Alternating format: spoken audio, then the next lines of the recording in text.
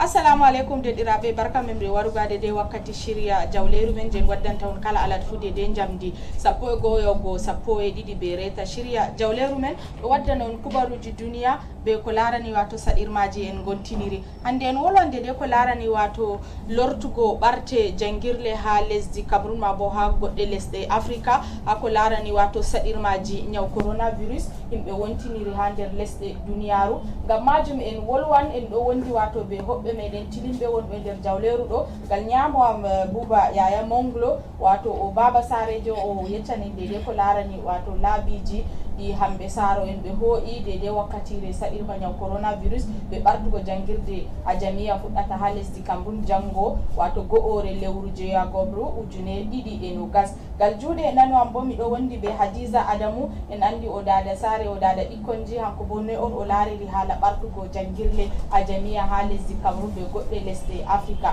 kanjum en tanmi wollugo nder jawleru ɗo en ɗo wondi bo wato ɓe hoɓɓe amin tilimɓe wonɓe ha wato lesɗe feere feere je tammi wato yalɗirgo ba Hammadou Dikko wato gonɗo ha lesdi Gabon ha Libreville min tammi wondugo be mako nder jawleru ɗo nden be Haruna Audu wato mallum janginowo jangirde a jamiya kanko bo ha nder birniwol Douala ha ɗo seni jotta o ɗon gal jaha Adamawa lesdi Cameroun ha birniwol Gawdere kanko man fu tammi wondugo be meɗen nder jawleru nduɗo ɗo ngam hokkugo en wato ra'ayi maɓɓe hako larani ɓartugo jangirle lesdi Cameroun ɓawo to en cimmini be man bo en lortan ha de ko larani wato fitinaji lesdi Côte d'Ivoire wato be lisal ngal suklani wato baɗo suudi kiita lesɗe duniyaru CPI ɓe watugo ittugo sharɗiji goɗɗi ɗo Laurent Gbagbo be Charles Blé Goudé en tammi wollugo haala man bo ha ragare shirya meɗen ka jawleru men je hande mi yetti on derɗiraɓe mi fuɗɗiran be saminurgo ɓe kuddidiraɓe yan wonɓe be ma bo hoɓɓe yan wonɓe nder jawleru nduɗo ɗo mi fuɗɗiran ngal juuɗe ñamo am be Bouba Yaya assalamu aleykum. Wa aleykum salam wa rahmatullah hajja min jaɓi hajja madallah yetti jam ne cofri jam ko ɗume se hayru madallah ngal juuɗe nanam be Hadiza Adamu assalamu aleykum. Wa amina aleykum salam wa rahmatullahi wa barakatuhu barka meɗen be barka da sallah barka da sallah ɗo barka da sallah halaroɓe hawsa bakoygal ɓe heddiri fo ha nder lesɗe duniya to min yettima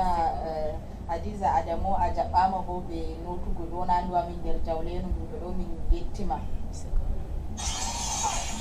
to derɗiraɓe ba dede ko mi wi on en wolwande de ko larani wato jangirle ɓartugo jangirle a jamiya ha lesdi Cameroun ngam majum be lesɗe Africa goɗɗe en ɗo andi wato saɗirmaji ko ñaw coronavirus waddi ha nder lesɗe duniyaru ngam majum jangirle darino ko waɗanno lebbi ɗiɗi yahugo lebbi tati seni gomnati lesdi Cameroun andini wato lortugo jangirle ha wato nder lesdi Cameroun wato jango go'ore lewru jeeyagobru 2020 laarugo fitinaji wato be ɓesdugo ɗuɗugo ñawman ha lesdi Cameroun jotta ko waɗata himɓe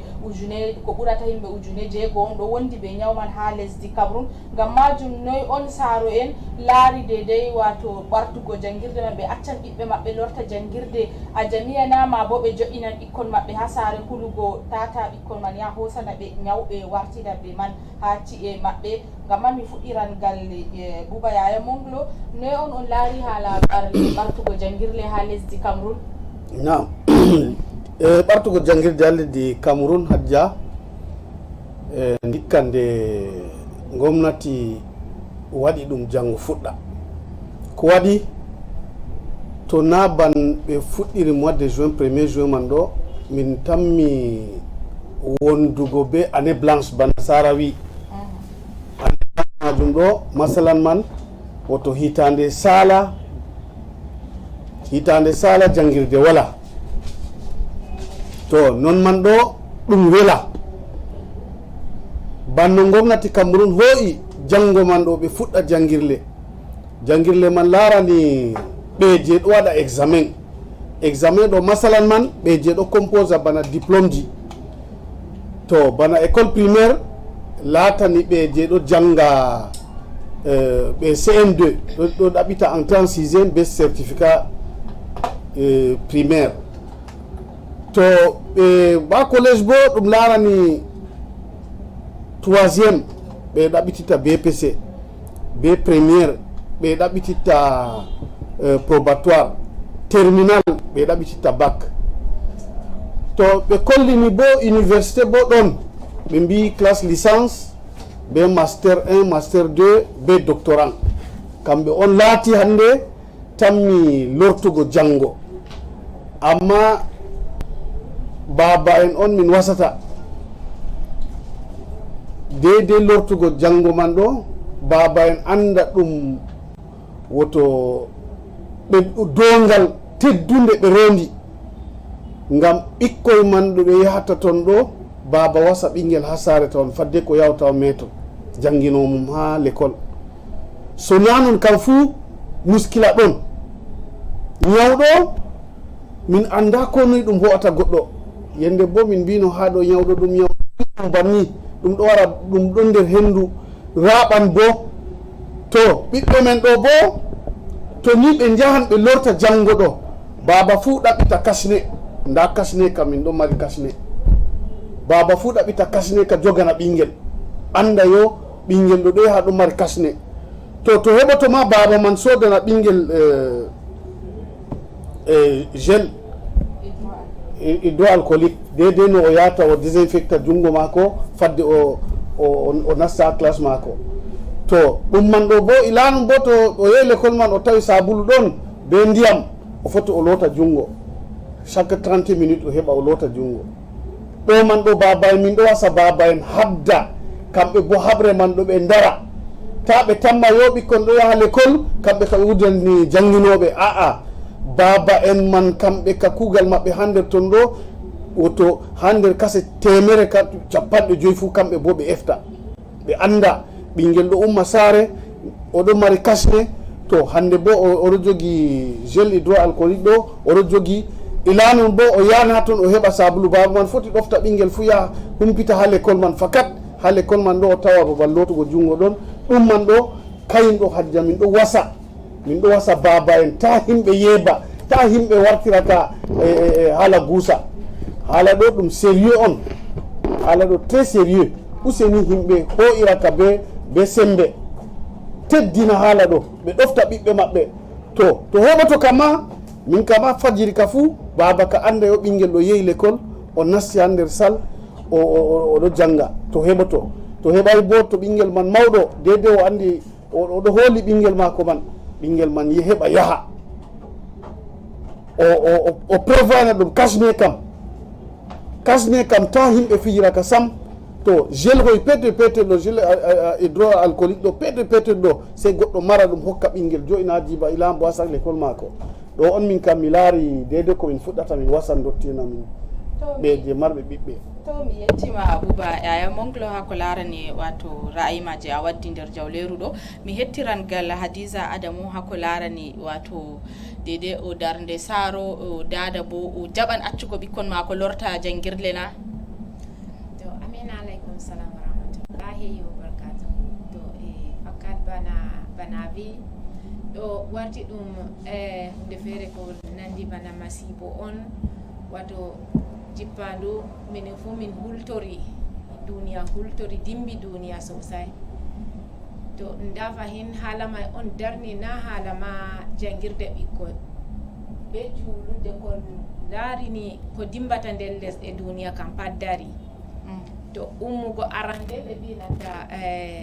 jangirde lora min salay jangirde lora min salay no ma jangirde dara min salay min salay lorgo jangirde to komin yi'ata ha yeeso on hulnatami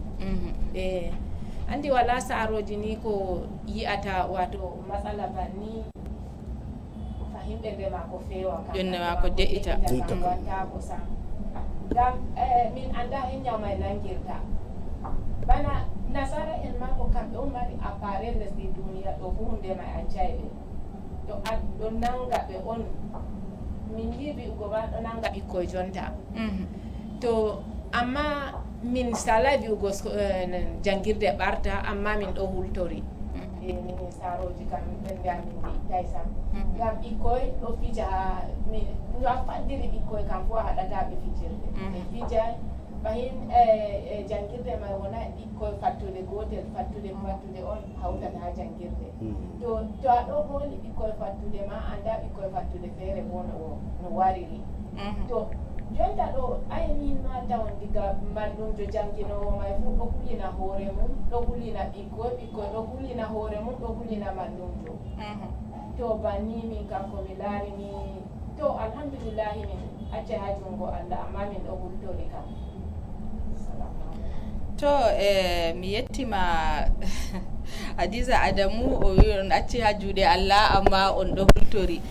to komi yiɗi ƴamugo Buba Yaya Mangula hako larani wato laabiji ɗi gomnati hoosi be kamɓe mallumen jangirde man ma ɓe ɗo wiya yo wato laabi man ɗi heenayi je faddugo wato ɓiɓɓe ha ko larani ñaw man ha nder jangirde mi yetti Hajja ɗum banno Hajja wi jotta ɗo hala ɓikkon on ɗo lora jangirde mawɗo ma noyi mawɓe jotta ɗo mawɓe man noyi a haɓata be mum banda ɓiɓɓe on yata hawta ɓe garan bo ɓe kawta ha ɗon ɓikkoy bo to kawti kam fijirde ɗon to ɓe piji bo jotta kamin anda ɗo kañum on intervention adda jotta mo wi en jaɓi en hokkita jungo Allah amma kulol ɗon kulol kam dole se wona yiile jotta ɓikkon ban en ko a école publique ñubel musulman ha Makiya ɓikkon umman iga Ngonso yaha ɓikkon umman iga Kasala Fab yaha ɓikkon umman iga quartier Kongo ɗo wara ɓikkon umman iga Funkel iga ñubel Basa foti wara ɓe kawta ha ɗo to fattude Makiya man be horum kam tema ɓadima ɓeɗo habda fadda e noy mo yummata iga fattude Funkel to ha ton go bo faddoje man famɗani ɓe ɓingel man oɗo be ñaw o wari ha ɗon ñawgo bo ɗon noyi na raɓan to heɓi raaɓi goto ɗo ɓe mbi ñaw man to raaɓi goto jotta ka hollini ɓikkoye classe man ɗo pattami raɓugo to Allah reno en to jotta ka ko en kabdata ɗo min gasa baba en kala mo mari ɓingel ha CM2 ɗo ɗum suudu jeego o préparan entrant 6e o préparan CEP jotta kam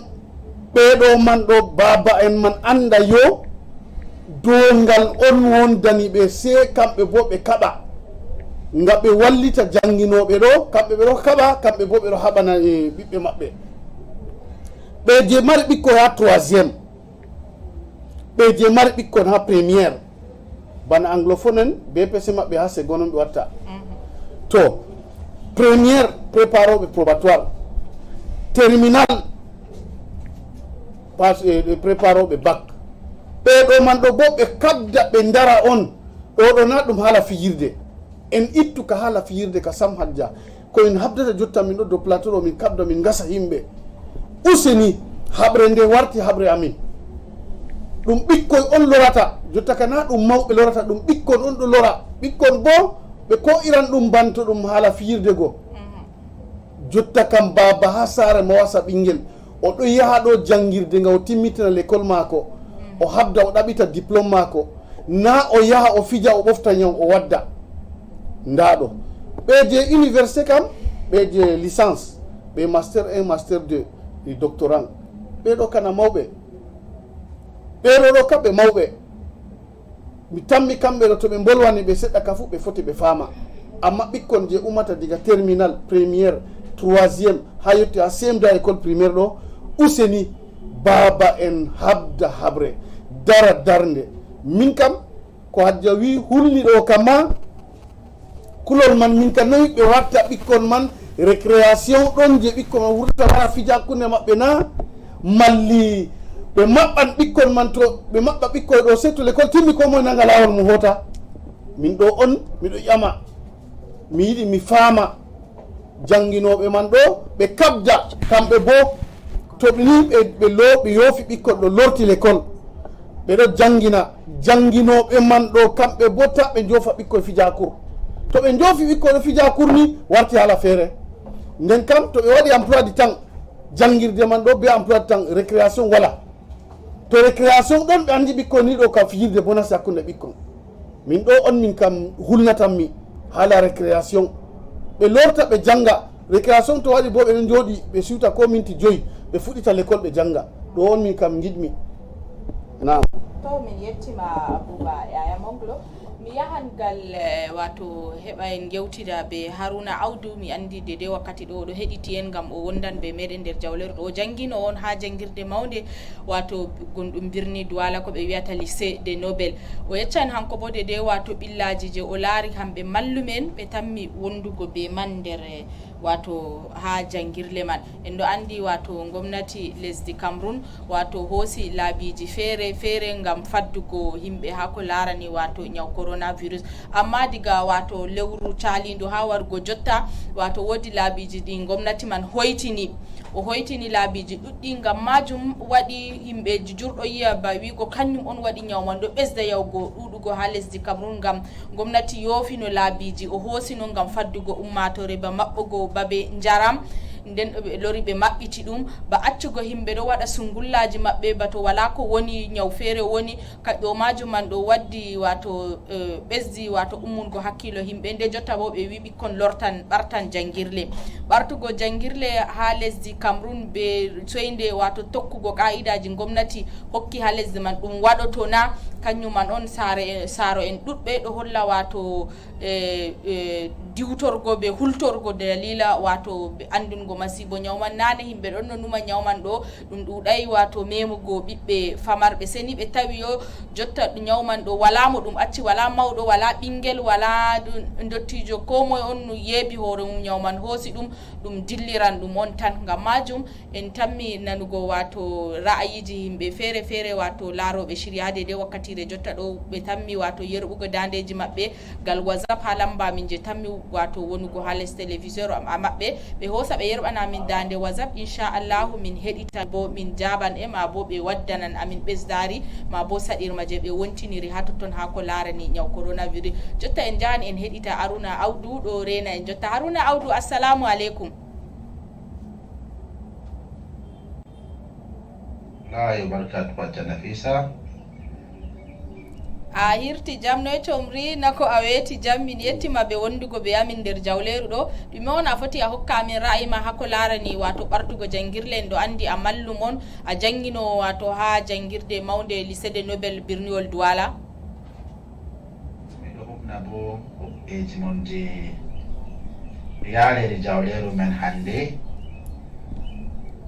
daidai shiryaji bo je on shiryi je wotuge école jango ɗo kon foti min ɓesda kam mi wiya wato dole on école hota jango gam hande ɓikkoy ɓe yahay ɓe composa examen maɓɓe to daidai ko gomna habdi ɗo waɗa bo gomna habdi hoosi alkawal ɓikkoy hota école be charde wato ɓikkoje hotata école ɗo bo ɓikkoje ɗo classe examen on hotata école ɓikkoje wala sal examen hotata école wato ha mi famtinamon daidai ɓikkoje ɗo waɗa classe jeego ɗo waɗa troisiéme ɗo waɗa premiére ɗo waɗa terminal kamɓe on hotata école ewa to hande bo ha daidai ɓe taskiri kam enen ɓiɓɓe jamnoɓe ɓe hokki amin dabareji je jamninta ɓikkoy may ɗo wato 29 ha nder classe pat mayi aran to ɓikkoy bo to habdi nasti wari ha nasta e école may bo dole maɓɓe on mo ɓe habda ɓe loota jungo ɓe resa ko ɗume dede laarinaji lootugo jungo laarinaji heɓugo ko maɓɓata kine ɓe hoosi bo alkawal bo wala mo ɓe wala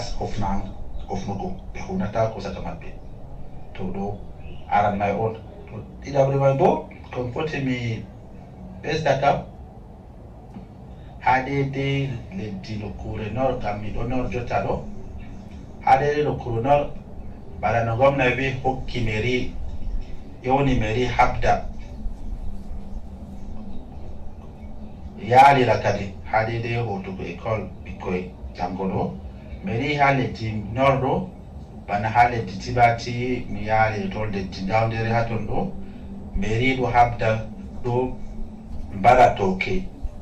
je wonata toke corona to ɗon no ma ha nder école ɗo ɓe ɗon loota école mai ɓe ɗo habda be himɓeji maɓɓe ngam jango école fuɗita to ɓe hokki ɓe haɗere ɗoniga ɓe laari ɓe hokki langa sabulu en be gel hydroalcoolique ɗo ɓe hokki mairie hokki proviseur bana proviseur lycée bilingue de Tibati ɗo proviseur lycée bilingue de Gawdere ɗo mi laari ɗum wato kuje man sare dow hayru to ay ha gal ɗo ni kam hayru ha ɗo ni kam himɓe ɗuɗai masine bana ha les nokkure Douala ha ɗo ni ɗo respect distanciation sociale ɗo ɗo effective amma ha galleji Douala kam kanjum kam kai himɓe ɗuuɗi masine kanjum Hajja Nafisa mi yiɗi mi famtina mon hande machallah. To min yettima Haruna Audu, wodi ko a ɓezzanta min hadede an a janginowo e bo noy on a yi'ata ɗum tamminga en andi mallumen jurɗo wondi ɓe taɓu ɓernde hakko larani wato lortugo jangirle man. Ha nokkure lesdi Douala ha mi janginta kam jangoto Allah moyi gomnajo gouverneur littoral mai yaadira e lycée bilingue Nubel be lycée ji seɗɗa ha wara laara deidei no laarance mai tabitiri ngam majum en ɗo taski miɗo nana haalaji mai kam ɓe taski ɓe habda e bo ɓe resa deidei langa ndiyam be sabulu ha nokkure école nastugo école pat lycée ji na école polyvalent islamique na inchallah ɗo kam deidei ko laareni lesdi Douala kam ko Allah no jango kam école mai fuɗiray jangnoɓe bo taski ɓe taski ko moye be masque mum be dabareji je gomna wi en respecta ɗo dabareji mai ko moye ɗo faami ɗum ko moye bo ɗo tabitini waɗa ɗum inchallah. To min yettima Haruna Audu, wodi ko a ɓezzanta min ha ko larani wato ɓartugo jangirde man na larugo yo ha dede wakkatire jotta ɗo en andi yo lotugo juuɗe be wato maɓɓugo kine he'ai kañum ɗo tan he'ai faddugo goɗɗo be nyawman en andi ɓikkon bo ɓe wurtan nder jangirde ɓe hawran ɓe fija e bo ɓe wino wato ɓe ustan ɗuɗugo ɓikkon nder cuuɗu jangirle wato hako larene no andi jangirde cuuɗi jangirde ha lesdi ɗo ɓurna ɗo hoosa wato ɓikkon diga 15 yahugo 18 ɗo kam dede man on en foti en wiya noy on jotta ka ɓe waɗata haala ustugo ɓikkon ha cuuɗi jangirde ɗum tammi mallum en henan jangungo ɓikkon man to ɓe usti ɓe cuuɗi petel na ko noy on ɗum tammi warugo. To saroji bo miɗo ƴema saroji ɓe acca ɓikkon yaalira école ya hoosa andal ngam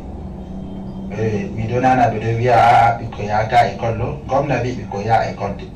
ɓikkon kam ɓe acca saroji en acca ɓikkon yaha école ya ɓedda andal ngam ɓe heɓa ɓe composa examen ɓe sala nder hayro ɗo kam ko mi mbiyata saroji je nanata amin haɗede dawlewru men hande ɗo. To min yettima Haruna Audu be dede ko a ɓesdani en ha ko larani wato jonde en jooɗi ɗo be taw ɓernde saro en wontiniri ha ko larani jangirde. Mi hettirangal ma Hadiza Adamu an wato dedei a saro to ɓingel ma ɗo yaha école wato shawari ɗume a hokkata ɗum ma bo wasiyo a hokkata ɗum ngam heɓa no faddira hoore mo accu wato laabiji ɗi ɓe hoo'i ha jangirle man.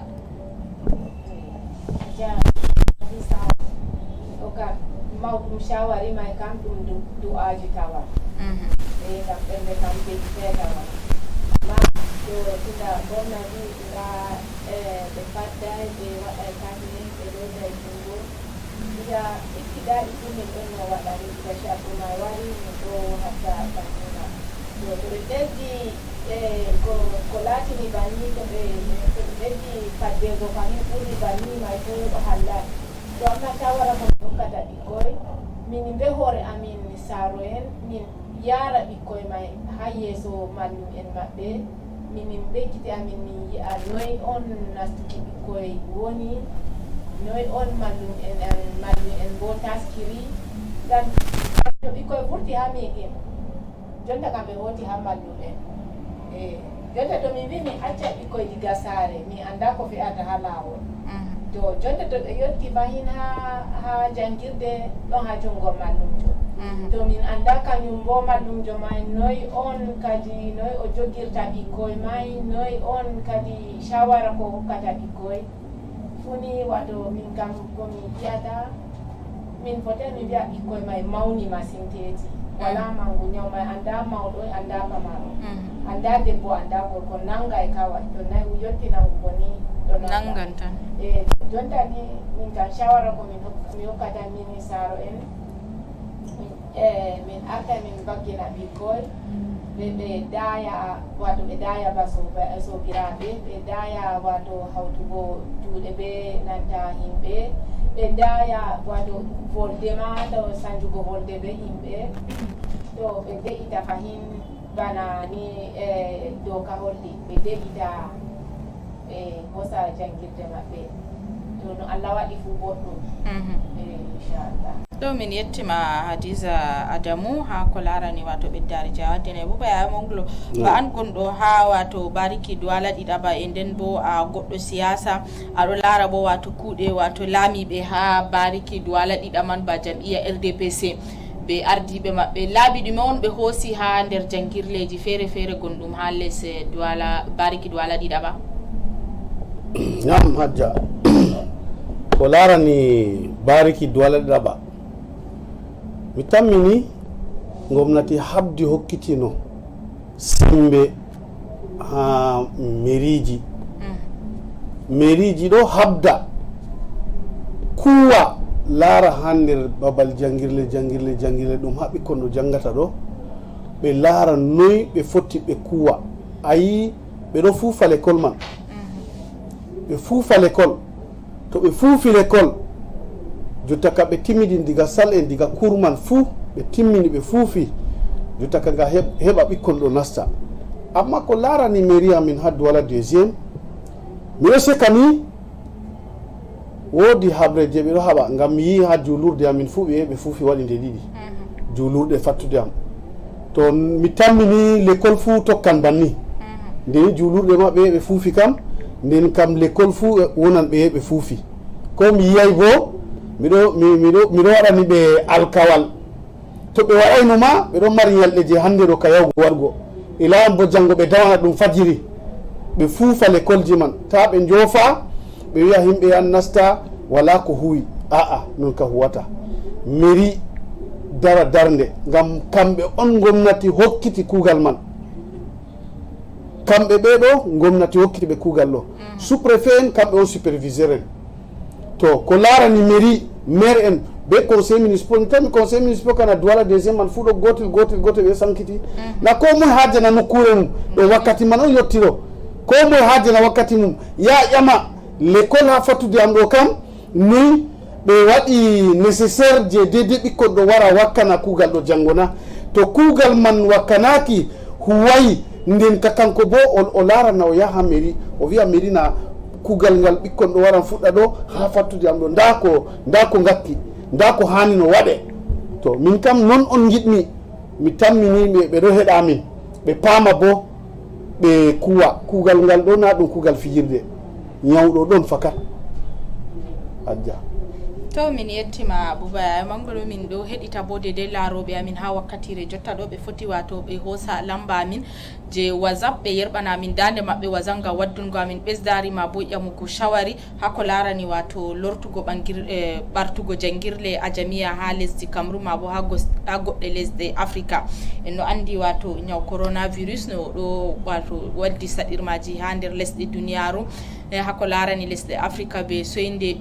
fadduye no hani ma bo soyde tokkugo qa'idaji ɗi gomnati hokkiɗi ummatore lesɗe meɗen ɗo waɗa kañum man ɗo ɗum ɗo ɓesda wato waddugo saɗirmaji ha laabi ɗi gomnati hoosi gam haɓugo be ñawman min ɗo rena wato dandeji moɗon gal lamba amin WhatsApp lamba nga 6 joyi jeenayi mere ɗiɗi joyi jeenayi kañum on lamba amin WhatsApp on hoosa on yerɓana amin dande inchallahu min heɗitan bo min jaban on fodde ha en tokkita nder shirya man en jahan gal lesdi Gabon wato ha Libreville lamorde lesdi man en tawan wato Hammadou Dikko kanko bo o waddanan ɓesdari ha ko larani wato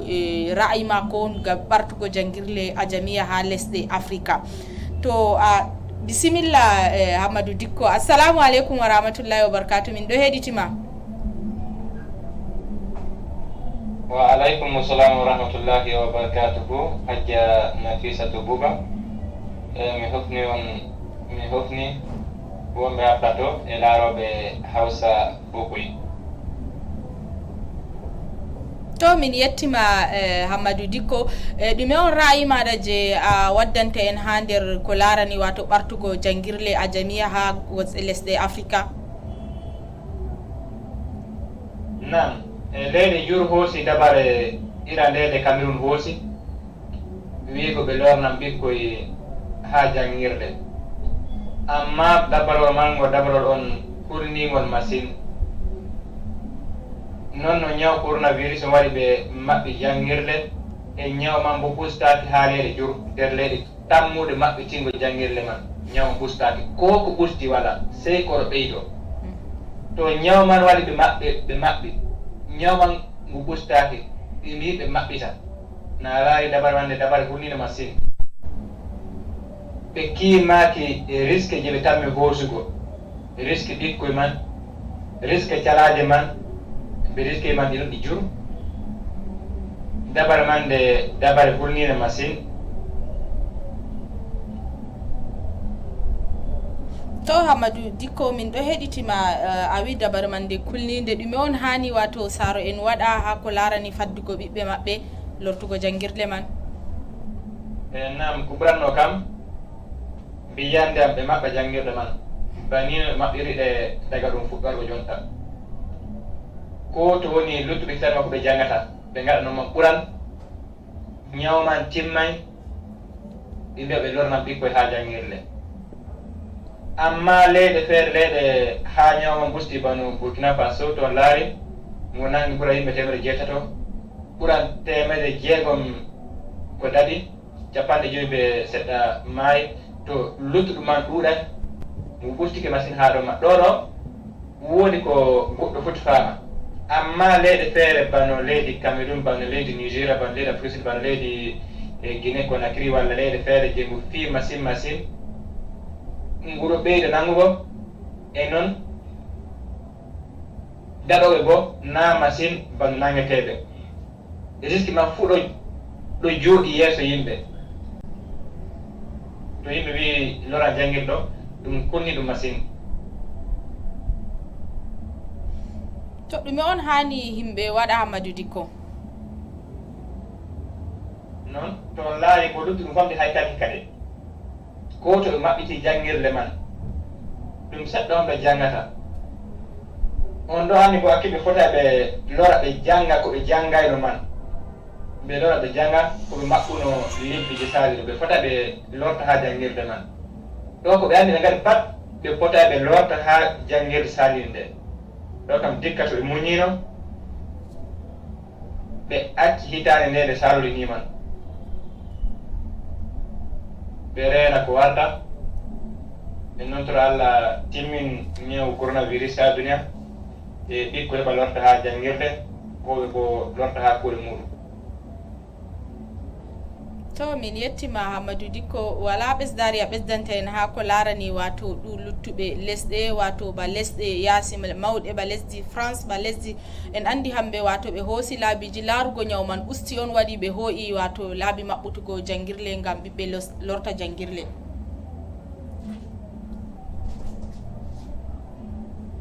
To en Hamadou Dikko en tammi lortugo ɓaawo be moɗon ha ko larani wato boliɗe ɗiɗaɓa ko woni nder jawleru ɗo, sey en tokkita wato be joɗiɓe be yam ha nder jawleru nduɗo ɗo ha ko larani wato ɓartugo jangirle a jamiya. Mi lortan gal ma Hadisatu Adamu ha ko larani wato rayi je Hamadou Dikko o wi lesɗe wato ba lesdi Cameroun ba lesdi Nigéria, Afrique du Sud, Égypte, le lesɗe wato je ñawman ɓuri ɗugo hanayno ɓe maɓɓita jangirle jotta laarugo ñawman ɗo ɓesda ɗuɗugo. To banni Nafisa komi arti mi wino on ayi ɓe maɓɓi jangirde diga ñawmay ɗuɗayno yotti bana ni fakat ɓe maɓɓino jangirde diga jangirde Arabia, jangirde a jamiya pat ɓe maɓɓi diga ñawmay nastay ma Cameroun ɓe arti ɓe maɓɓi. to jonta nyawma en nasti heɓi korowal jooɗi nangi himɓe bila adadi to jonta nder ɗo nanga ɓe faddino min ɓe binanta ɓe maɓɓi diga laabiji jaram diga sungullaji nastugo mota hunde ɓan kam ɓe maɓɓino harkaji fuu to jonta nyawtimma ɓe maɓɓiti harka ɗo yaha sosai nyawɗo ɓedda yahugo nder saka nyawɗo yaha ma ɓe mbi jangirde lora to kanjum on minin kam diga ibtida'i mi mbi min yultori sosai lorugo ɓikkoi ha makaranta min salai minin fu min wañai min yoɓi ceede dama ɗo ɓikkoi fu to ɓe janga to a yi tunda ha gomnati man fu andi bi'ugo hunde mai yahata on darni ɓikkoi mbita ɓe dilla minin ma saro en min jaɓi ɓikkoi ta dilla to jonta nyawɗo wuli jaw ha yaasi ɓe mbi ɓikkoi lora to jonta kam wala ko min foti min mbi'a jonta to min mbita ɓikkoi lora ɓe mbi'a minisaro en min nangi ɓikkoi min haɗi ɓe lorugo ɓe yaɓe ekkita andal to min yoofi ɓikkoi dilli wartini min ɗon nder kulol ngam ko nandi banni tawi min ha lesdi baminda ɓeɓi min yoofa ɓikkoi dilla jangirde min yoofi min warti min ɗo voya e ko nandi banni wato hunde mai kam kulni ɗum masin hajji a nafisat seni allah ni suɓuno en hayru to woodi jangirleji ɗuɗɗi ƴami ha nder wato ƴami gomnati ɓe hokka ɓe wato hunde je ɓe awnirta laarugo to goɗɗo ɗo mari ñawman wala fodde goɗɗo nasta jangirde fuu kala ɓinguel fuu sei ɓe awna ɗum ɓe laara a laari ɗo man ɗo ɗum foti ɗum waɗe na Bouba Yaya Monglo gomnati foti feesina wato appareil man je ɓe hosata température goɗɗo laarugo ɗo mari ñawman na o wala na majja ɗum foti ayi to ɓe wima gomnati nayi haala fu timmi to goɗɗo wi hande bo to bumɗo wima fiɗete nandir ka oɗo yaaɓi hayre yowa gomnati mo dungi hande wi maɓɓitan jangirle ɗo nden ka woodi taskaram gomnati man taski iga ha janginoɓe iga deydey ko ɓikkon man foti ya jotta ka janga ɗimo on ɓe yata ɓe janga gomnati na keti ngam miɗo heɗa keya télévision ha CRTV woodi journaliste man hollini janginoɓe man ɗo mari be programme ji maɓɓe pat ɓe taski emploi du temps ji maɓɓe fuu jotta ka demargo to ɓe demari ɗo ɓe andi ko ɓe jangata fadde ko ɓe nasta ɓe ya ɓe compose ha nder salji maɓɓe examen ji feere feere amma ko waɗi mi waɗi amma ha toon ban jotta kam ha nder berniji ɗo kam ɗum foti amma hala kawye jotta ka lycée ji be collège ji woni ha nder kawye kam ta ɓe ya ɓe fewa ɓe wiya ɓe ɗo wirni ko ɓe mbaɗay fu jam ɗo ka waddi toskare himɓe taskana kañum ɗo min wasaɓe kamɓe bo ɓe anda to ni ɓe gaɗi deydey appareil ji man je ɓe awnata température oɗo ɗo deydey oɗo mari température man deydey oɗo bo température man woodi no ɗum woni appareil man nden ka to ɓe hokkan ɗo ɓe hokka lycée ji man fuu ɓe hokka collège ji man fuu tani ɓe ya ɓe yeeba ɓe ɗo ngam na nder gure ɓe dokkayɓe ɗo ha Kadia ɗo ka waddanana min bosesel ñaw man ha ɓedda amma to ɓe prévoyi kañum appareil ji man ɗon nden kam min kam miɗo waɗi confiance ha gomnati Cameroun nde ni ɓe mbi man ɗon nden ka ɓe waɗan to ni ɓe mbi altine man ɗo nden ka jotta kam wonan ko moye fuu ha nder lycée ji ɗo be collège ɗo ka pat ɗo taski ɗo miɗo tamma ɗum janginoɓe bo kamɓe fuu hani himɓe wasa janginoɓe ɗo ta ɓe laata ɓe yaha ɓe ndaro baggunki aa janginoɓe ɗo sei warta jotta kam ɓe haɓa be derke'en ɗo banto ɗum ɓiɓɓe maɓɓe je ɓe dañi on ɓe ɗo jangna ta ɓe yaha ɓe waɗa iri be waganaya ɓe be yebare hande ɗo ka ɗum ko yaaliyam nder toon a ɓikkon man nanata a ɗo kam ta laata noon ɓe anda yoɓɓe baaba en ɓe janginoɓe ɓe modiɓɓe ɓe jeehi ɓe ɗo jangna ɓikkon ɗo sei ɓe yaha ɓe ndaro ɓe kaɓa be ɓikkon ɗo dede no leɓira ɗo be lebbi ɗiɗi je dede ɓikkon no jangata ɗo janga ɗo min kam kañum on mi tawi dede gomnati amin kam mi tawi mi appareil je mbiɗa ɗo je testugo température ɗo miɗo seka gomnati Cameroun ɗo capable hokko lycée ji ɗo fou hajja.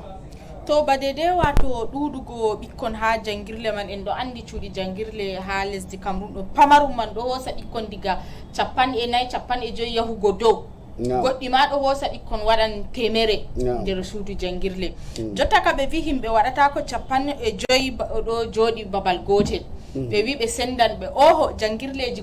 cuuɗi jangirleji goɗɗe ɗi waɗata ko examen ɗo ɓe ɓikkon man lortata ko jangirle ɓe horan luttuɓe ha totton e noy ko larani mallumen en ɗo andi mallumen feesay ha jangirle ɓe ɗuuɗay sakkonta ɓe wiya yo kala suudu fu foti mara mallum je janginta en ɗo andi nane mallumen ɗiɗi foti wona ba mallum janginta français ɗemgal faransare ɓurata ko ɗiɗi nder lycée gotel ɓe bo ɓe ɗo jangina ba mallum fu maran ba cuuɗi 4 jo o janginta e jotta ka no ɓe gaɗata haala famdugo mallumen bo nder jangirle.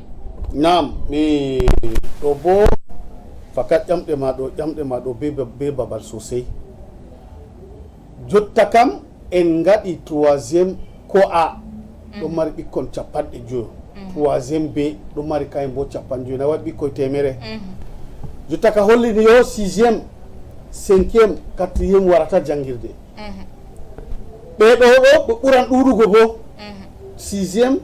5e 4e ɗo ɓuran ɗuɗugo salji maɓɓe ɗo on ɓe ko'ata ɓe yago je temere ha 3e sal ɗiɗi ɗo ɓe senda en principe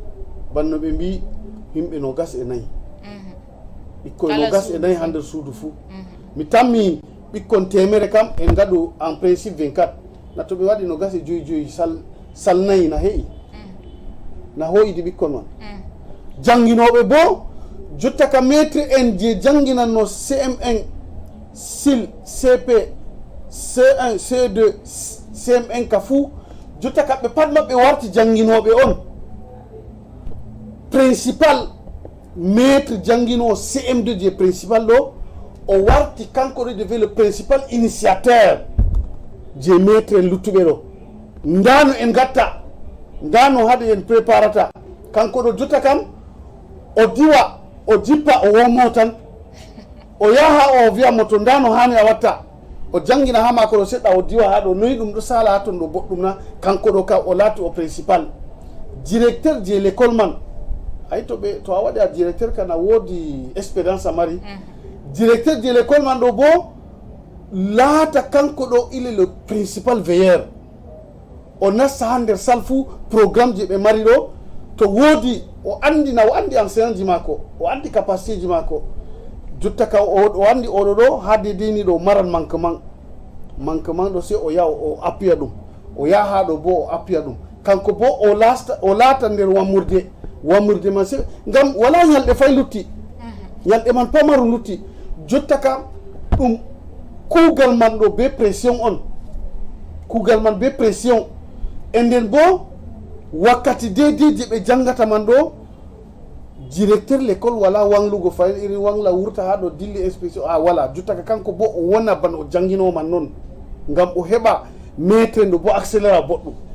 min ɗo on miɗo tamma ngam to en gaɗi ha nder bal lycée classe de 3e tan warata to ɓeɗo 6e 5e 4e ɗo fu salji maɓɓe ɗo vide to ɓe sendi ɓe nogas ko nogas e ɗiɗi to ɓe laari ma ɗuuɗi ɓe foti waɗa 17 fuu ngam ɓikkon man heɓa feesa to salji man ɗo heewi to woodi babal probléme kam ha gal kawyeji feere banta wiyata nane ma 6e man sal gotel 5e man sal gotel 3e man sal gotel jotta kam mallum bo gotel mallum gotel jangina cuuɗi ɗiɗi tati yowa oɗo wari be spécialité mo jangino allemand oɗo wari be spécialité o jangino espagnol oɗo wari kanko o jangino français oɗo o mathématique oɗo ɗo technologie ayi ɗo jotta kam ɓe waɗan ko ɓe ewnata go jotta ka mallum en man je janginoɓe man ɗo jotta ka spécialité ma ɗo atta hala spécialité ma ɗo a wara ɓe accordena man a ho a sal amma jotta kam woodi himɓe je tammi renforce go ngam il y a des enseignants polyvalents spécialité mako ɗo o jangino espagnol amma to a hooti ha mathématique ɗo wawi mathématique to a hooti ha français o wawi français to an ka kuje man fuu petel fuu oɗo woni ɓeɗoɗo man ɗo usenta ɓe waɗa gayandi ɓe ko akkugal ɗo bakkugal kañum woni wi jangirde ma ɗo ɓe waɗa batto ɓiɓɓe maɓɓe reedu on ɓe janginta ɓe wara ɓe jangna ngam buude tan je luttini amin ɗo min rattrapa to min kabdi banni jotta ka hajja am yewte hunde gotel jotta ka lamɓe kawye je berni jawro en be jawro kawye ɓeɗo ka pat kamɓe ɗo ɓe ɗon nder janginoɓe ɗo miɗon mari l'école ha nokkure am mi jawro na sei mi yaha mi laara no ɗum salirta to jawro fattude hay laari ko salata nder l'école fattude mako ɗo kanko fu o hewdayi o yaha o laara ɓiɓɓe ɗo na ɓikkon ɗo na ɓinguel ɓiɓɓe baba en ɗo tan kam ko fu ɗum ɓiɓɓe mako o mari baba en o marata ɓikkon na ɗo sei hunde ɗo wona au sérieux ta ɓe wiya tan l'école maɓɓiti ɓe yaɓe dufa ɓikkon e janginoɓe ma ɗo haɓa be maɓɓe dacer banno min guiyata ha télévision ji kay ɗum yahata lesɗe goɗɗe yowa ɗum ma wonno kuje goɗɗe yowa ɓe yaha ɓe wiya jango ɓikkon kano bis ɗo jango ta useni ɓe accana min ɗo ɓe yaha ɓe komba ɓikkon ɗo janga jangirde on lebbi ɗiɗi je lutti ɗo ni on hajja to min yettima Haruna min yettima Yaya Buba Monglo be ɓesdari je a wasdani en mi lortan gal Hadiza Adamo ha ko larani wato en laari gal jaha Adamawa lesdi Cameroon wato wallinde je wato mawɓe kuuɗe gomnati gal totton walliti wato jangirle be ɓiɓɓeji wato laarugo saɗirmaji yimɓe wontinira totton en ɓe hokki ɓikkon kuje sukkugo kine ko ɓe wiyata masque ɓe waddi wato gel hydroalcoolique je wato lootugo juuɗe ɓe kokki ɓe sabuluji kujeji wato dedei no ɓe wallitira ha dedei wakkati jangirle artugo jangirle man to seni gal ɗo ni ɗo wala ko en faami wala ko en yi wato laabiji ɗi ɓe hoosi non ɗum tan mi warugo kadi to hajjana fisami lortay tawon haala alaji bi ha ɓawo to bana haala hosugo injine je hosugo temperature ɗo to injine may ɓe ɗon be injine may fu diga nane ha dow laabiji ɓe ɗo darna motaji ɓe ɗo nanga ma yimɓe ɓe laara to on wala kashne ɓe nanga e mon on yoɓa boro 6 be 300 ɓe hosa temperature mon wonka wala bonɗi ko salata amma be non may fu wala ko sanji be may fu ɗo sala banni amma ɓe maɓɓiti diga suudu njaram diga babal harkaji kam fu maɓɓitama to diga non man min heɓi wato lestugo wato min heɓi fahin ɓeddari ñaw kanjum on fahin mi lorti fahin ha haala alaji ko ɓi haala ɓikkoye school diga ibtida'i min ɗo mari wato min ɗo mari wato janginoɓe may ɗo famɗini min à l'école ha suudu jangirde ba mallum en ɗo famɗi sosai a tawa ɓikkoye temere be sappan e fu ha suudu gotel a tawa mallumjo gotel on ɗon ha ton ɓikkoye ɗo tiɗɗi feere ma ɗo dari balle jonta no kono dimbi hel lesdi dow ni ɗo fu ɓikkoye ɗo battiɗi hen ɗo ni ɗo mallum en wala ɓikkoye ɓuuri mallum en to jonta to ɓe mbi bana alaji mbi mallum en janginoɓe je suudu gotel 2 3 hawta ɗo nane may fu ɓe foti ɓe waɗina min ni amma ɓe waɗay nane diga nane may fu minin saroji minin ɗon hokki sembe ha jangirde ɓikkoyaɓe amara e mallumjo ha saare to yahi ɓingel yahi school warti wara jokka ha saare ngam famɗugo mallum en to jonta fahin a yi ko min hultorta mallum en may to hoosi diga ha dow ni ɗo ɓe wari ɓe hawti ha ɓe ɓesdina ɓikkoye andal se a tawa gardama fu foti nasta ko moye ɓe irin yaake andal muɗum ko moye ɗo mari irin yaakeji muɗum to ɓikkoye jangirde fu vowi be mallumjo maɓɓe to ayi jonta warti ɗo kam wato nder yite min woni ɓawo fowru yeeso yiite to jonta kam ni seɗi yo kam hunde mai mi yiya no Allah waɗata kawai Allah hunde mai kam ɗo saɗi sosai. To mi lortani ha ƴammol je mi waɗanima nane nde a lorti ɓawo ha ko larani wato wallinde je en laari wa assalamu alaikum. Wa alaikum salam. Aji da Allah barakatuhu. Inda am Aliyu Ibrahim Adam daga Najeriya. Ni Fulatanci na yin ba sosai bane. Sunana Aliyu Ibrahim Adam daga Najeriya, jihar Taraba State, Jalingo. Ina yi muku fatan alkhairi Hausa bakwai. Allah ya taimaka, Allah ba da sa'a. A gaskiya na ji batun da kuke tattauna a kai. Batun buɗe makarantu yanzu bai taso ba. Ya kamata a ce gwamnati ta ɗan ƙara, saboda a jiya da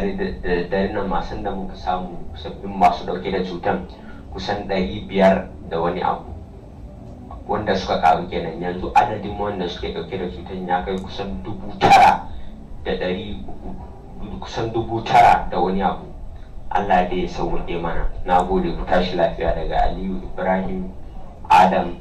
Nigeria. To Aliyu Ibrahim Adam Alice Nigeria min gettima be waddango amin ɓe. Allo, salamu alaikum. Jam koɗi meɗe comri? Allo, min ɗo keɗita on.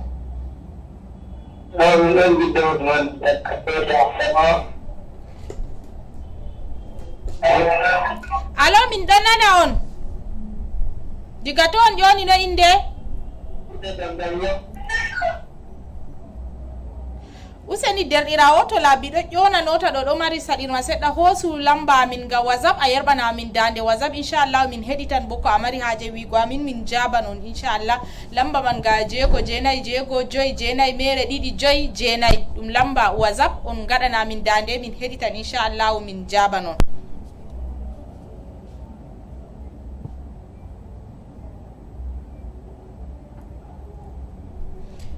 To en ɗo wolwano ha ko larani wato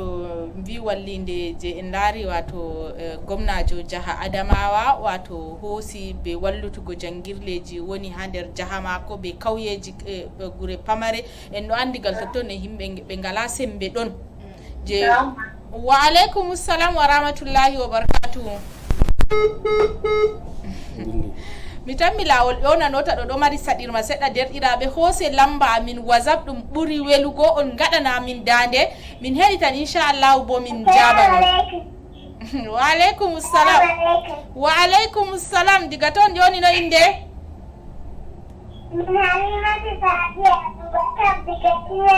To Aminatu Sadiya diga Tiñer ɓedda. To min yetti.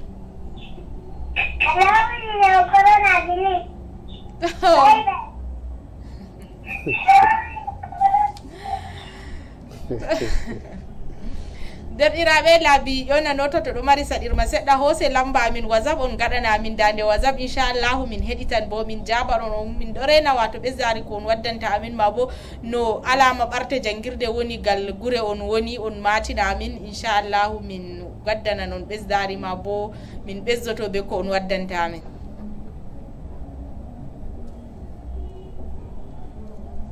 En ɗon no wolo hade de ko larani wato wallinde jaha Adamawa en daari wato wallinde jaha gomnajo jaha man hoosi ngam wallutugo kawyeji be jangirle. En ɗo andi wato saɗirmaji himɓe wontiniri goɗɗo feere wala lawol no o foti o hokka ɓinguel ko ñama nden o sodana ɗum hunde sukkugo kine o hokka ɗum hunde lootugo juuɗe. Wa alaikum salam wa rahmatullahi wa barakatuh. Daɗirawo diga to a ƴoni no inde?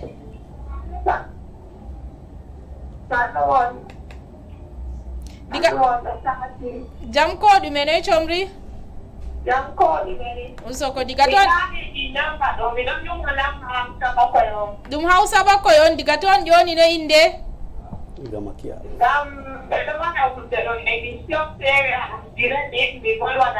Oho, min ɗo heɗita maɗon an direct. Bisimilla.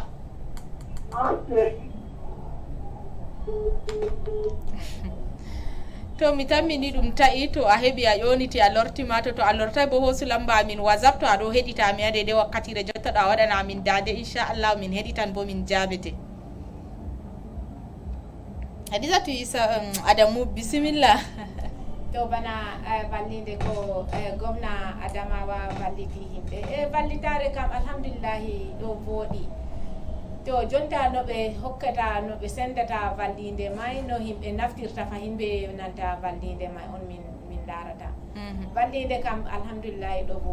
voɗi sosai to jonta fahin min ɗo tokka larugo no ɓe sendirta vallide may no fahin no himɓe naftirta ɓe may ɓe kanjum on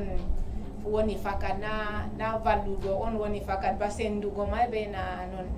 no himɓe naftirta ɓe may fahin ɓe yeccani himɓe dede andi himɓe birni ɓe himɓe ƙauye hunde ɗiɗi on feere banni fakat feere ɓe wiyanay ɓe wala goɗɗume ngam ɓe arti ɓe itti dow kabiugo yi on yi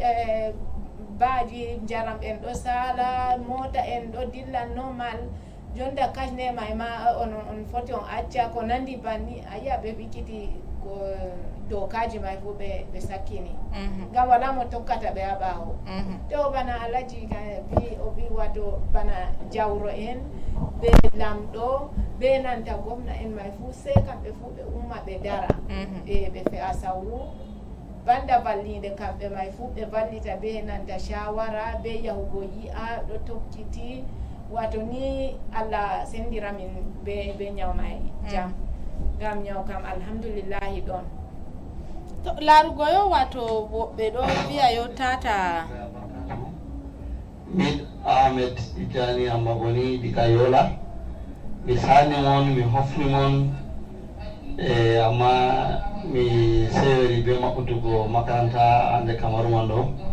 amma fo boɗɗum ko Folbiya waɗi o maɓɓiti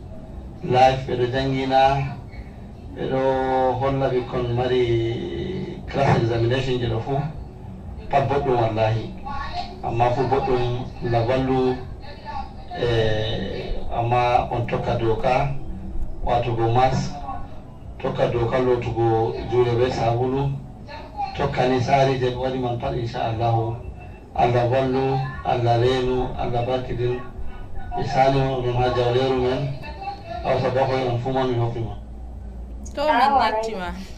Wa alaikum salam. Jam ko ɗume ne comri? Diga ton ƴoni no inde? Diga Tibati e no inde?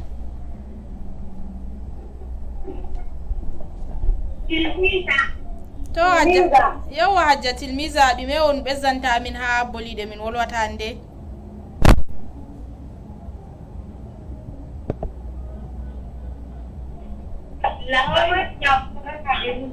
To min yetti Hajja Tilmiza Allah jabu.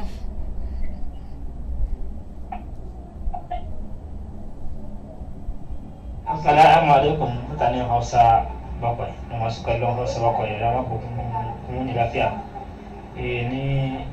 ina jihar Agadez wato Nijar, amma ba mu san wannan yare ba sai Hausa ne kawai miya.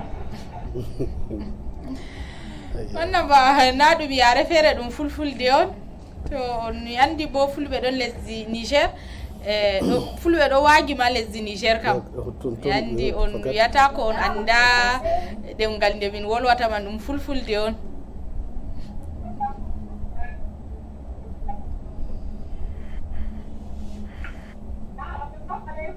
Wa alaikum salam wa rahmatullahi wa barakatuh. Na?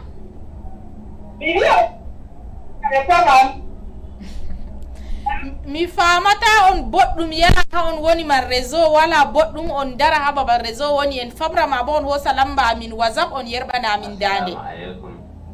Miɗon honna Hausa bakwai Allah ballo on min yetti Aliyu on ha Najeriya mi yetti to Aliyu diga lesdi Nigeria min yettima be watan go amin hakkilo min yetti bo kala wati be hakkilo hade de wakkatire jotta shirya jawleru mon je wa alaikum assalam wa rahmatullahi wa barakatuh dedi raw diga to wa alaikum assalam diga to yoni no inde alhamdulillah jam ko dume diga bunaberi to Julaiya diga bunaberi aja Julaiya dume abezanta amin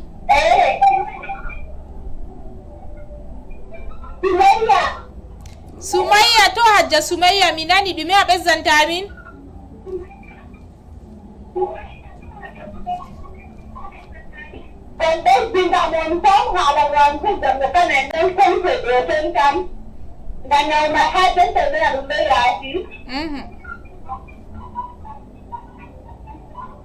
min donane ben kala bi ko ya da ko da mutana ka sai da kamin da wata on hari ko ma ya hala sabra ta ka na dimen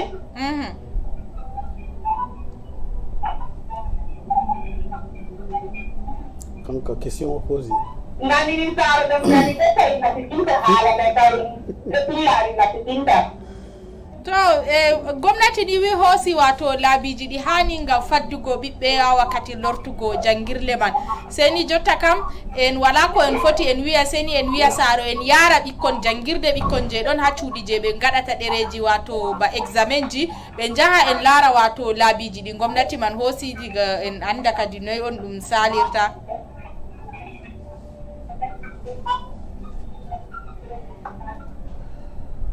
Ni wala ay dalla ku ay rukan sen ta to ne ka roji pati wala ne ko te agadi to min yettima hajja Sumayya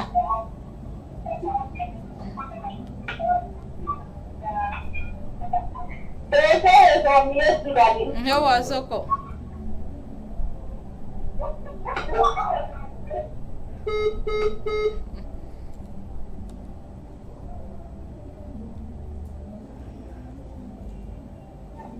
Assalamu alaikum.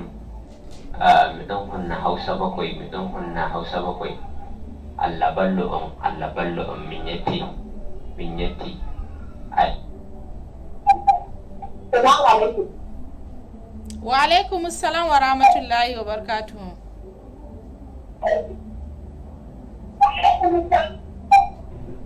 Na fara sani.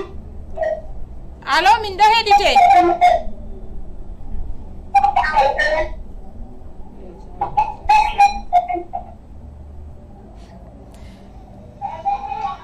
alo assalamu alaikum wa rahmatullahi wa barakatuhu Hausa bakwai noyi on mbali jam noy biruɗon to fofo moɗon yettinare min jetti sanne Allah waɗu barke min jetti sanne min woni Aboubacar Umaru tawaɗo Gana miɗa jewta ɗum miɗa du'anoɗo miɗa ñaagui du'a e moɗon Allah joƴƴin ɗon dow jaam. Assalamu alaikum wa rahmatullahi wa barakatuh. wa alaikum assalam Aboubacar diga lesdi Gana min yettima Assalamu alaikum wa rahmatullahi wa barakatuh. Min goto ala o bero to min yetti gwamnati lesdi Cameroon be maɓɓitungo min jangirde jangoro so min yetti masin to mi hofni min go to min hamin saaroje ɓikkoy min habdan be ɓikkoyje amin min habdan be sarluji on bolwina janginoɓe bo ɓe habda kamɓe bo ɓe sarluji maɓɓe ɓe ayna ɓikkon man. Assalamu aleykum. wa alaikum assalam Alo salamu alaikum wa alaikum assalam wa rahmatullah to diga toon yoni no inde wa alaikum assalam wa rahmatullah diga Ngawdere no inde inde am Saratu amma ba wata fulfilde may kam boɗɗum seni mi habdani banni wala ɓilla sam min ɗo heɗite jotta kam haala rentré école jangono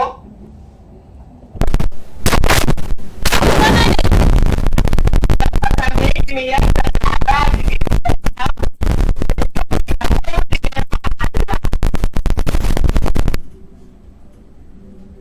Allo? Min ɗo heɗite wolu bisimilla min ɗo heɗite. Mi wi danaɓe to ɓiɗi ndiyam jamiɗo ko ɗume ɓe juɗɗina Allah o yottita ko ɗume ha jungo Allah ɓikkoy kam lora école Allah ni bal Allah ni mi waɗata fufulde boɗɗum Allah fadduɓe a yiɗi wi kona ko Allah hoynu to min yettiwa derɗirawo Assalamu alaikum wa rahmatullah. Hausa segun inshallah. Wodi ko mi yiɗi ɓesdugo bin Ahmed Tijjani Hammagoni Yola Bamba Doctors Quarters Gindin Kuka. Inshallah adresse amon complete. Wodi ko ɓesdanta mon hala programme man ɗo on ɗo wiya wata ha WhatsApp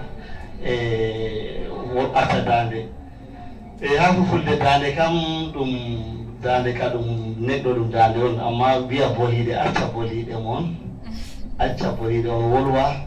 o acca ha wat to derɗirawo min nani min yetti programme on programme ji boɗɗi programme ji belɗi boɗɗum masini inchallah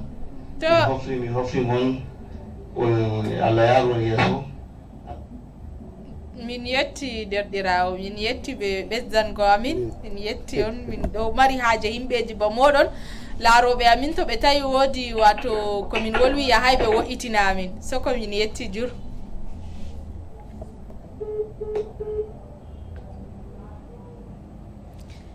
to en lortan dedai ha ko larani wato en hettiran en timmiɗuɓe ko larani jangirde en hettiran gal ko en meman ko larani siyasa bo wato gal wato Côte d'Ivoire ni en ɗo andi wato ardiɗo lesdi Côte d'Ivoire ɓoymajo Laurent Gbagbo be wato wakilijo suklaniɗo wato laamu derke'en ha lesdi man mo ɓe wiyata Charles Blé Goudé ɓe ɗon no maɓɓi wato diga duuɓi 9 caliɗi wato ha suudu kiita lesɗe duniyaru ko ɓe wiyata CPI to ɓe yofinoɓe wato diga a hita lewru arano hitande 2019 wato be sharɗiji goɗɗi kanko Laurent Gbagbo ɓe ɗon no joƴinimo wato ha lesdi Belgique oɗon no jooɗi totton hanko Blé Goudé bo oɗon no jooɗi wato ha Hollande ha ɓe cuuɗi kiita man woni ɓe wato ɓeɗo joƴin ɓe bo ɓeɗo jogui ɗereji maɓɓe ɓe fotayno ɓe jaaha guure feere ɓe fotayno ɓe dimbo seni wato nder asawere ɗo wato suudu kiita man hokkiti ɓe wato ndimu maɓɓe seɗɗa ɓe foti ɓe wiya ɓe fulfulde wato ustaniɓe goɗɗi sharɗiji ɗi ɓe waɗino ha yofugo man ɓe wato ɓe foti ɓe wurta ɓe yaha leddi ndi ɓe mari haaje fuu amma nder lesɗe je woni les CPI je wato ɗon nder kawtal hoore CPI man lesɗe man ɓe foti yago ɗum gaɗan lesɗe temere ɓe goɗɗum ngam majum ɓe wi bo seeto lesdi man wato ardiɓe lesdi man yerdi jaɓɓugo ɓe ha lesdi man ɓe foti ɓe yaha en ɗo andi bo lesdi Côte d'Ivoire ɗon nder lesɗe je woni les CPI man e ɓe foti ɓe yaha lesdi Côte d'Ivoire amma ɓe yerdu e gomnati lesdi man wato gomnati Alassane Raban Ouattara laamiɗo lesdi man jotta ngam majum mi fuɗɗiran gal ma Abouba Yaya Monglo ha mi yi'ame wato noy on a laari kuuɗe CPI ɓe ardiɓe lesɗe Africa en no andi CPI ɓe wino ɗum cuuɗi kiita lesɗe duniyaru coup pénal international amma ɓurna yimɓe wartiri ɗum jotta cour pénal africaine ngam ɓurna fu ɗum ardiɓe lesɗe Africa ɓe hitata ha totton en meeɗay laarugo mo lesɗe ɓe lesɗe nasara hitama ha cour pénal international. Naam Hajja en ɗon bolwana hala CPI cour pénal international hande ɗum saare on wakkani hiitugo kala waɗanɓe bononda ha duyaru fuu to wiigo ɗum cour pénal international africaine kam waɗay noon en laara ala ardiɓe na jotta kada ala ardiɓe to ni a ardiɗo a waɗi ardungal ma fi sabilillahi a waɗi ngal leddi ma yaha yeeso a waɗi ngal leddi ma ɗo wooɗa a yiɗi a wallita leddi ma ɗo kay mbolata leddi giini ɗum en gaɗi naɓe mbi nasara en gaddina min démocratie démocratie ɗo hollini ɗum ndimu ko moye fuu ko moyejo fuu ɗo ɗon nder ndimu dede ko a wawi a wolwa amma a wolwa boɗɗum na a wolwa je woɗay dede a foti a wolwa ɗum woɗana leddi an bo rayuma a volwa ɗum wara woɗana on leddi ko moye dungama wolwa to ko yarata goɗɗo CPI na bononda to a nani goɗɗo yehi CPI ka wodi bononda o waɗi CPI bo dole maɓɓe on to goɗɗo waɗi bononda ɗo sei ɓe ko aɗum tawo ɓe paama amma kadi mi yiɗi min faama ha nder ardiɓe man ɗo ardiɓe africain on mbiɗon ɓurna laati hiteɓe ha CPI ɓe kiiti ɓe hajja leddi nasara man ka kamɓe ka wala waɗgo bononda na ɓe ɗon gaɗa ko CPI waɗi min meeɗay mi nana CPI wolwi haala maɓɓe africain man to wari ɓe nangi goɗɗo ha Afrique dede bononda mo waɗi ɗo union africaine ka wodi ko volwina na min ɗo mari organisme minin bo je africain man union africaine ɗo woodi ko wolwina wala o bo janngo ɓe wara ɓe nanga ɗum ɓe jiija union africaine volwina woda to kamɓe ardiɓe amin ɗo miɗo waɗana ɓe duwata o Allah hokkuɓe hakkilo no ɓe ardina min boɗɗum amin Allah hokkuɓe hakkilo no ɓe joga en minin bo min laatayo min rimɓe haala ndimu on hajja ko a yiyata salata ɗo fu ɗo haala ndimu to tema ɓe ɗo koyi nasaren man yitoɓe ha ton ɗo hoyi o e dirigeant africaine man na rimɓe to kamɓe man dirigeant en man ɓe jaɓi na ɓe rimɓe ɗo na bononda waɗi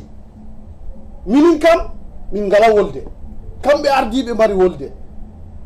oɗo ardiɗo ana ardiɗo on pat man leddi on ardi miɗo ardini leddi aɗo ardini leddi ɓurdigel maka toy wala ngam min bo leddi mi jogi an bo leddi a jogi ko hawtete en kam risque leddi ma ɓuri ji am ɗo kam mi faama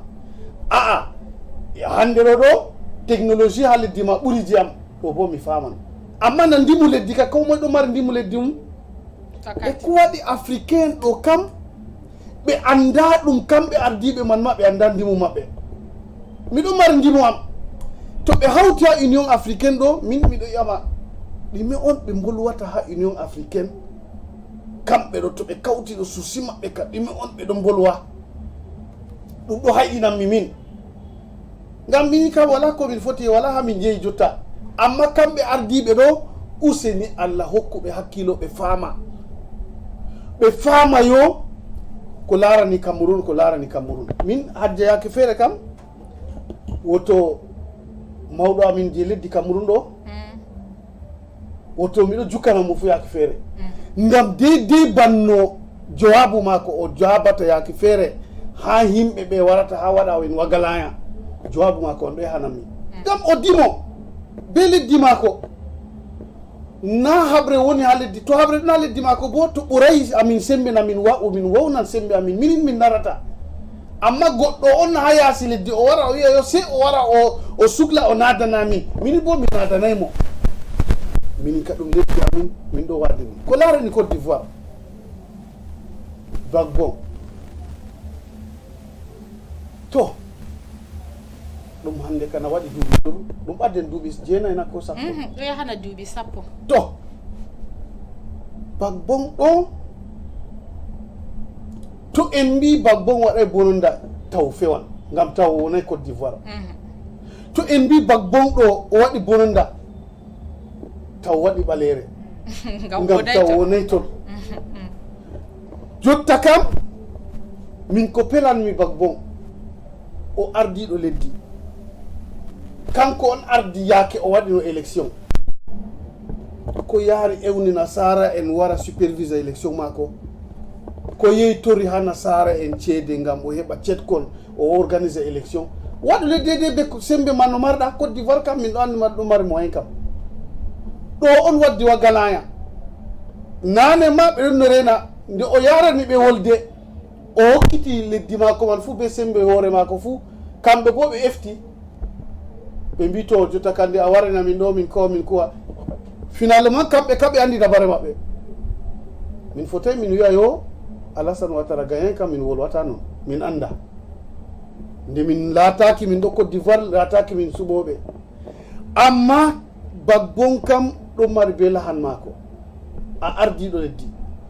a hoo'i leddi an mari soje an mari ɓiɓɓe adama kala ko woni nder Côte d'Ivoire a organise l'élection ɗo to ni hunde man ɗo ɓuri mo sembeno ɗo africain en ɓe je woni ha sera mako ɗo woodi doyen en o ɗaɓitano nder africain ɗo doyen je ɗo mari expérience o yano o ƴama ɓe mi waɗan élection ha am ɗo no mbaɗanmi o yehi ha leddi nasara en min kam mi yi kay mon derfata union africaine warta yo ko mo yiɗa wolde minin kam min pelaymo min pelay Alassane Ouattara CPI kam be gonga mum ngam kamɓe yo a huyto ɓe waɗi ɗum cour pénal international kala mo waɗi jibru yehi nder domaine pénal ka fuu kamɓe hitata yo min kam to fodde hami lortagal maɗa hami yaha wato nandi laaroɓe amin ma bo wondiɓe ɓe amin nder jawleru nduɗo ɗo Haruna Audou wato be Hammadou Dikko ɓe ɗo reni en haɓe wadda kamɓe bo ra'ayi maɓɓe hako larani wato ko larani CPI be Laurent Gbagbo e yani heɗita Audou Haruna ɓiɓe on o wolwata hako larani fitinaji CPI Audou Haruna bisimilla min ɗo heɗite.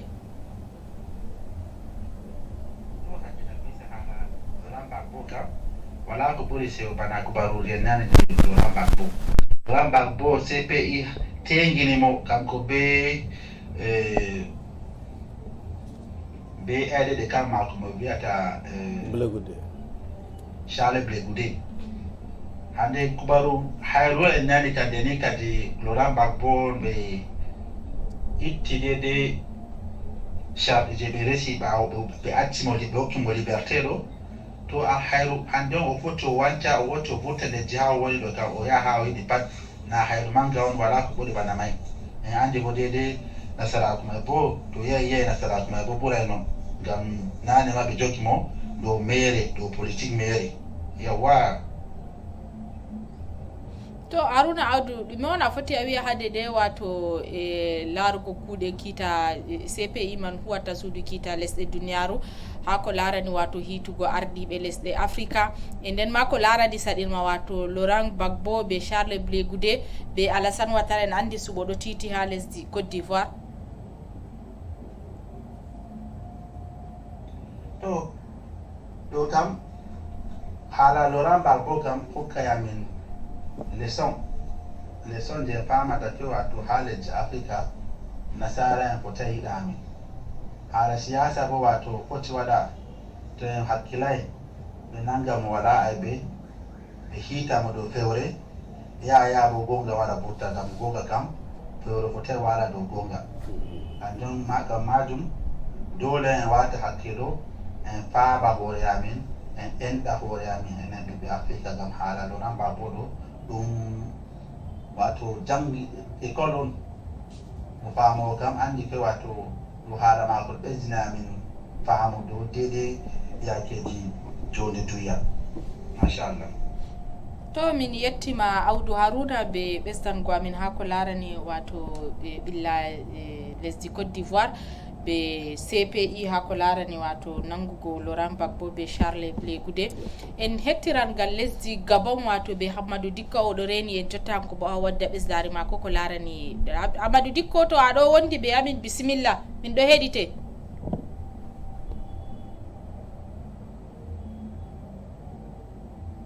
na ko larani cour pénal africaine jeɓe ɗo ƴewna cour pénal international suudu man daga fuɗɗu huugo hitande ujune ɗiɗi ɓe ɗiɗi ndu meeɗa e huugo kuugal ɓe arilaako ko nde to ɓe kuwan ɓe koosa boɓal gootel ɓe acca boɓal gootel naane kam yimɓe a fiɗo tamma kay suudu man noon no nasara en ɗo ardiru kanji waɗi ndu waɗa bani yake Lois Moroni Campo ɗon no ardino suudu man ɓaawo ardaki makko debbo mo leydi Gambi Fatou Ben Soudan hoosi ardangal haa jonta bo wala ko wayliti ɗum kanka man tan wonɗo yaha ɗo waɗɗorora to on laari ko laarani kuuɗe maɓɓe ɓe mbiyan ɓe njoofi goɗɗo ɓe ngaɗa ko mbiyata yoofa hoore nanga wicco ɓe joofan hoore on ɓe nanga wicco ɓe darodi ko hettoto ko sasoto wona ɗum wona ɗum hunde ɗum gotel ɗon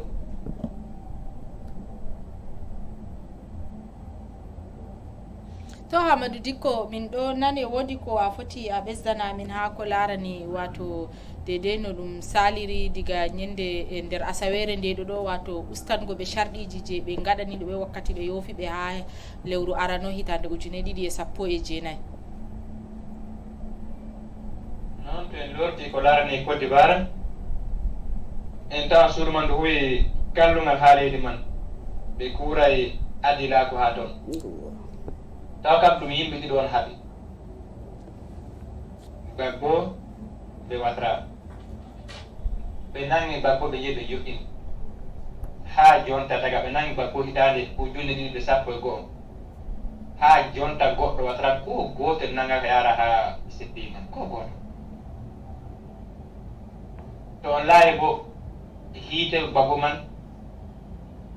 ɓe kiitakimo bano ɓe kaani hiitago mo ɓe kiiton ɓe jawɗum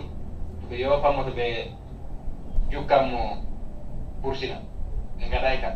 ɓe tarta on ɓe gaddamo hannde ɓe fuɗɗa wurgo ɓe yerɓa ɗum ha libbi seɗɗa fay ngaroji non ha ɗum sali duuɓi jur e fay bo ɓe gaɗo mbi kay ɓe yoofimo to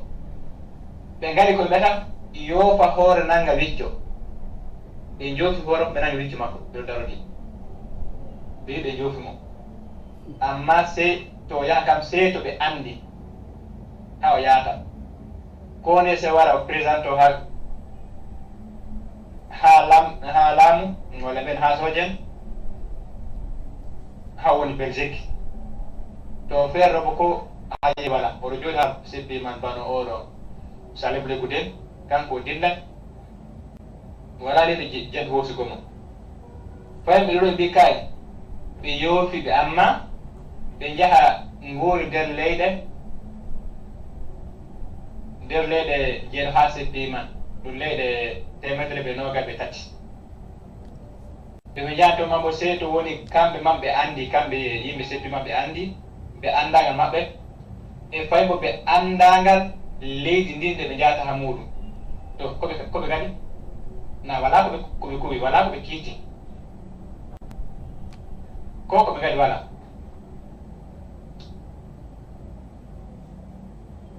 to min yettima Hamadou Dikko be wondugo be amin ha nder jawleru nduɗo ɗo be ɓesdari ko a waddana min hako larani wato haala CPI be Laurent Gbagbo Haruna Audou Anwar fu min yettima be wondugo be amin nder jawleru nduɗo ɗo mi lortangal ma Hadiza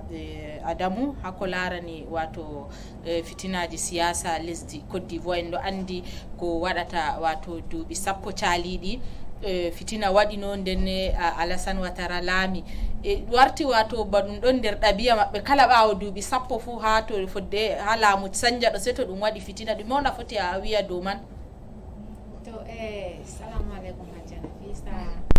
wato minin kam andi allahu alamu kenan minin Africa kam min warti bana ñamdu nasara en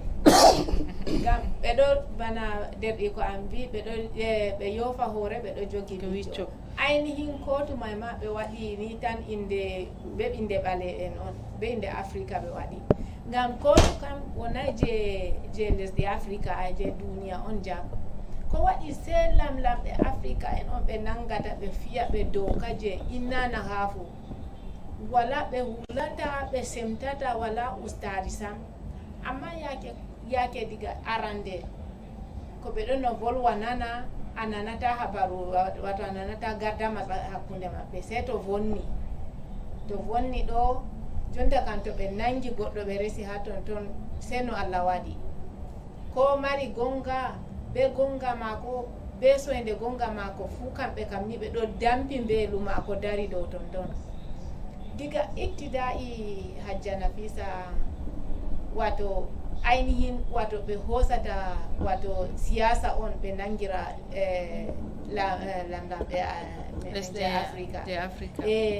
sei ɓe holla mon waɗo siyasa ɓe ɗon nder moɗon ɓe ɗo laanya mon ɓe ɗo holla mon ceede ɓe ɗo holla mon ceede ɓe nanta laamu ɓe ɗo yiila saka moɗon ton waɗi ni on waɗa nonno ɓe waɗata ɓe awinta min kono to ɓe awi kono ɗo sei a tawa jonta kam ɓe dasa ɓawo jonta hakkunde amin min ɗo haɓidira to minin bo min hirita wi'ugo ɓe ɗo fewa min on sei ɓe hosa ceede ɓe ɗo fewa min Laurent Gbagbo o ɓurata lamlamɓe Africa fu waɗugo aybe o waɗi aybe dede je mako bana nanta Alaji bi o waɗi dow to dano doka kam dede ɓe foti ɓe hiita mo dede no aybe mako nangi amma junta doka on nangi duuɓi 10 saali do ya salugo wala ko laaɓi ha jonta je laaɓi seɗɗa may ni wato min ɗo seka on laaɓi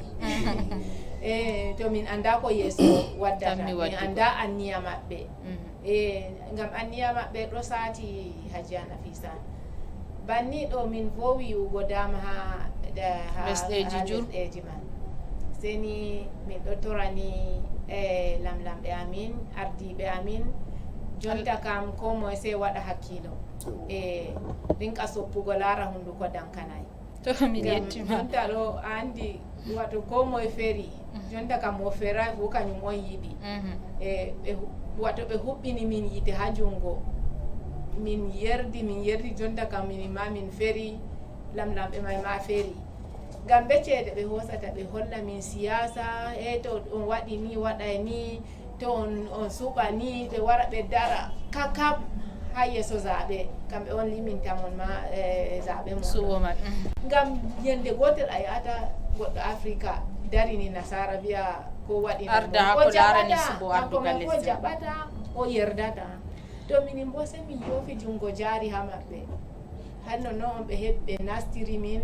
ɓe ñaami riba amin ɓe ñaami min sosai ɓe ñaami to Hadiza Adamu min wari ragare shirya man min yettima ɓe waddugo ra'ima Buba Yaya Mongolo woldema ragare ɓe jawɗum ha en maɓɓa shirya kikiɗere kadi jawleru ɓe na to Hajja Nafisa hande ñalɗe nde kam ñalɗe welde ngam min wakkani probléme derke en fuɗɗitan l'école janngo kañum on min mbino min wasi baba en ɗofta ɓiɓɓe maɓɓe jannginoɓe bo joga ɓiɓɓe ɓe gaddanta ɓe ɓe alkawal man ɗo ɓe heɓa ɓe jangna boɗɗum gomnati bo heɓa gel hydroalcoolique ɗo be kuje appareil je testugo ɗo be dede savon e ndiyam dede ɓe loota junngo maɓɓe ha jangirle man ɗo ɓe heɓana ɓe to Allah fondu en Hajja Allah reenu en be nyawɗo Allah suddu en asiri kala ko moyjo fu min ɗo gasa ɗo useni baba ɓingel mo andi nder ɓiɓɓe ɓe ƴami dilla classe CM2 troisiéme seconde be je anglophone yatta waɗa BPC première je probatoire terminal je bac be ɓiɓɓe jangirle je mawɗi licence master 1 2 be doctorat en ɗo fu useni yimɓe mbatana ɗum hakkilo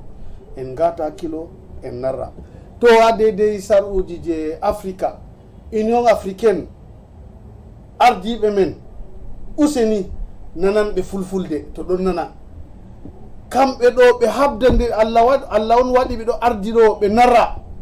ɓe anda hakkunde maɓɓe ɗo to hunde ɗo waɗa kamɓe africaine ɓe narra hakkunde maɓɓe mi yetti Hajja to min yetti Buba Yaya Mongolo Hadiza Adamu woldema ragare ɓe jawɗum to Hajja Nafisa bana Alaji bi min mami ɗo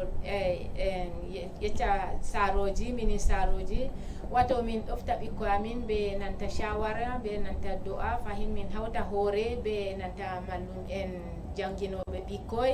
ɓe nanta gomnati ngam min heɓa ni no ɓikkoy amin jangi jam fahin nanta ardiɓe lesdi Africa Allah ni fonduɓe ɓe nanta jawabu ɓe hawta hoore maɓɓe ɓe wi kawtal hoore ɓuri ko ɗume kanjum on woni narra to ɓe hawti hoore wato ngoy be hebata nastirabe to mi yettima ton hajja Nafisa mi yerbay komgol am ha babirawo am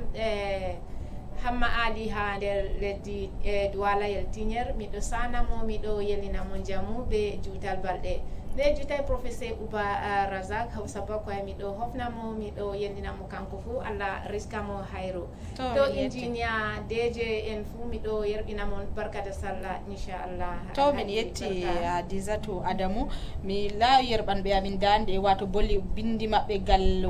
Facebook Mouhamadou Abdourahmane o wi min on yettama bo wolde mon ngam ko waɗi ɓikkon talaka en on lortata jangirle oɗo bo Abdoulahi Moussa Djigit o wi Allah hoynu nyaw coronavirus mi yetti on de windanɓe amin gal Facebook mi yetti wato Bouba Yaya Monglo be Hadizatu Adamu be Audou Haruna be Hammadou Dikko be wondiya be amin nder jawleru nduɗo ko larani shirya jawleru men je hande ala sai asawere warore to Allah ceniɗo yaari nade de wakkatire jotta assalamu alaikum wa rahmatullahi wa barakatuh. Wa alaikum salam wa rahmatullahi wa barakatuh.